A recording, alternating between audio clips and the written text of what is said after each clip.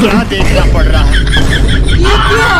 सुन लो साला साला सो अभी हमार मान लियो। अच्छा। अगर तुमने एकरा ऊपर नजर उठाए देखला सो तो तोहनी के पूरा समाज के माइक चोद दे। साले के खोपड़ी तोड़ में तहार बहिन